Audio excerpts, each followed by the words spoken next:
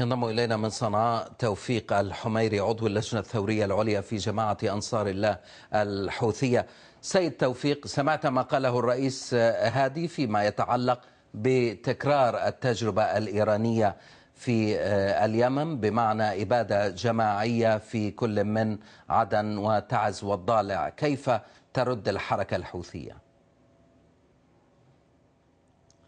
أولا كلام يثير الضحك ربما والسخرية، ويدلل على وجود فزاعة ويتوهم بها ويحاولون أن يوهمون المجتمع الدولي بها متعلقة أو تحت مسمى إيران. هنالك فزاعة حقيقية على الوطن العربي وعلى المسلمين أن يخافون منها، وهي التي كانت فعلا تقترف الإبادات الجماعية، وهو عبارة عن الكيان الصهيوني وما يمثل بالعدو الإسرائيلي. هذا هو فقط الخطر الذي يتهدد الأمة العربية والإسلامية. فيما يتحدث لم يحدث حتى بما يتعلق بالثورة الإسلامية الإيرانية من إبادات جماعية قامت بها الثورات، هذا على جانب. أما ما يتعلق بما يتحدث به أو يهرطق به عبر الأمم المتحدة المتواطئة والتي تتحمل جزء كبير من إراقة الدماء اليمنية التي يقترفها العدوان على الشعب اليمني المنفذ من قبل مملكة آل سعود وحلفائها، هذا الأمر هنالك فعلا مجازر جماعية وإبادات جماعية نفذت في المخا وفي ميدي وفي صعداء وفي صنعاء وفي تعز وفي عدن أيضا. هنالك أقدمت قوات العدوان السعودي الأمريكي على قتل المدنيين والعدنيين من أبناء محافظة عدن، حتى أولئك الذين يقفون في صف الارتهان والعمالة ومن المخدوعين أيضا لم يسلموا من المجازر والإبادات الجماعية. يعني هذا ليس تماما سيد توفيق، يعني حتى منظمات حقوق الإنسان التي تعنى بحقوق الإنسان رفعت إلى الأمم المتحدة مطالب للتحقيق في جرائم إبادة وانتهاكات لحقوق الإنسان ارتكبت في اليمن من قبل الطرفين، يعني ونتيجة لها سقط مدنيون.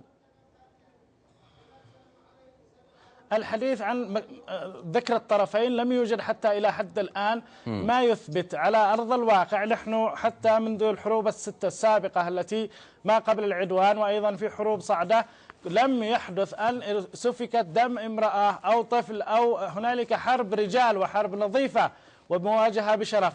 مسألة الهجوم على المساجد والهجوم أيضا على الأطفال والنساء ومجمعات الأعراس حتى النسوية، معروف من يقومون باستهدافها. وفي المقابل استهدف الحوثيون مناطق مدنية في عدن وتعز والضالع ومناطق أخرى. دعنا ننتهي من هذه النقطة. هناك الآن من يقول أن الحركة الحوثية في أزمة بعد سقوط. سيد توفيق، ليس لدي الوقت، أرجوك أن تسمع سؤالي. البعض يقول أنكم في أزمة في بعد سقوط سد مأرب. الآن هل لا تزال الورقة العسكرية خياركم الأقوى أم الورقة السياسية؟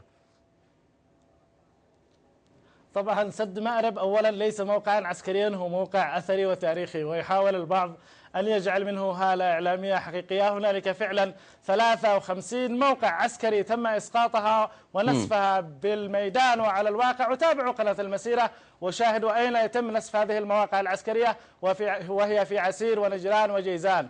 ما يتحدثون به عن هرطقات سد مأرب، سد مأرب لم يستطيعوا أن يطوا إلى حد الآن. حاولوا سيد توفيق، ماذا عن الورقة العسكرية أو السياسية؟ ما هو خياركم؟ خيارنا المواجهة والتصدي للعدوان بشكل حقيقي، وبما يتعلق بمواجهة العدوان فيما يتعلق بالمسألة الإشكال السياسي الداخلي أو سد الفراغ السياسي الداخلي، هنالك قوى وطنية تتفاوض داخل مسقط وستخرج بسد الفراغ السياسي والانتقال أيضا إلى تنفيذ خطوات الإعلان الدستوري. هذا فيما يتعلق ما زعم به هادي من دعوة. هو لم يمثل أي مكون سياسي وليس له أي مكون سياسي حتى يناقش فيما مسألة حوار أو يدعو إلى الحوار. لا يعني هذا الأمر تماما، وليس لديه أي حاضن شعبي أو حضور يقبل به داخل المجتمع اليمني سواء في الشمال أو سواء في الجنوب. من صنعاء توفيق الحميري عضو اللجنة الثورية العليا في جماعة أنصار الله الحوثية، شكرا لك.